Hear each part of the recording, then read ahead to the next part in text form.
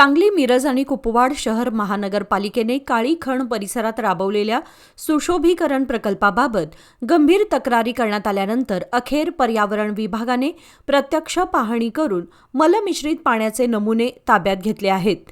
हे नमुने प्रयोगशाळेमध्ये तपासणीसाठी पाठवण्यात येणार असून अहवालानंतर पुढील कारवाई केली जाणार आहे.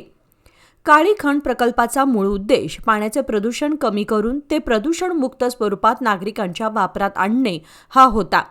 प्रत्यक्षात मलयुक्त पाण्याचे कारंजे उडवले जात असून या पाण्याचे अंश अंगावर, खाद्यवस्तूंवर पडून नागरिकांच्या आरोग्याशी खेळ झाल्याची तक्रार करत पीपीई किट घालून कार्यकर्त्यांनी या ठिकाणी आंदोलन केले होते.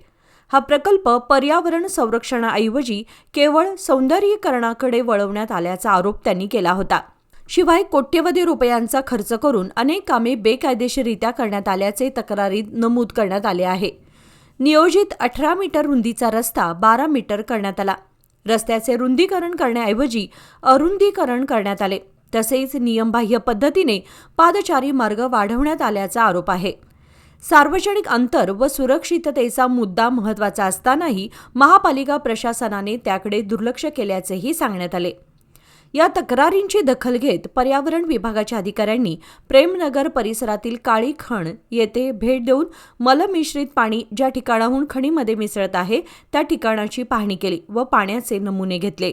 यावेळी महापालिकेचे उद्यान अधीक्षक, परिसर स्वच्छतेची जबाबदारी असलेले स्वच्छता निरीक्षक, बांधकाम विभागाचे अधिकारी राजपूत तसेच तक्रारदारांपैकी शंभूराज काटकर, तानाजीराव रुईकर, पर्यावरण विभागाचे कर्मचारी व नागरिक उपस्थित होते. प्रयोगशाळेचा अहवाल आल्यानंतर प्रशासन कोणती कारवाई करते यावर पुढील भूमिका ठरवली जाईल. गरज पडल्यास रस्त्यावर उतरून आंदोलन व कायदेशीर लढा देण्याची तयारी आंदोलक व तक्रारदारांनी व्यक्त केली आहे.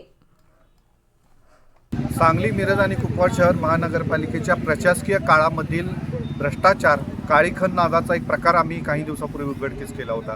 त्याच्या अनुषंगाने प्रदूषण नियंत्रण मंडळ आणि विविध विभागांच्याकडे आम्ही तक्रारी दाखल केल्या होत्या. त्या तक्रारीची दखल घेऊन प्रदूषण नियंत्रण मंडळाचे अधिकारी आज या ठिकाणी पाहणीसाठी आले, पंचनाम्यासाठी आले आणि या ठिकाणचं पाण्याचं सॅम्पलसुद्धा त्यांनी कलेक्ट केलेलं आहे.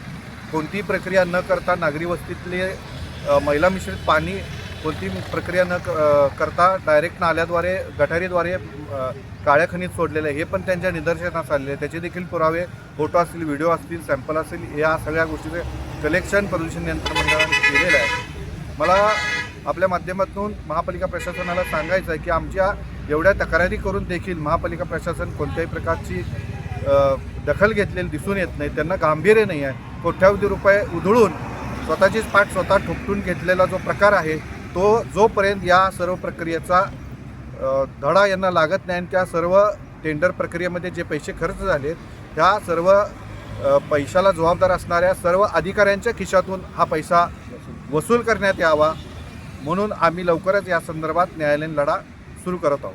मागच्या वेळेला प्रतिकात्मक असं पीपी किट घालून आंदोलन केलं होतं.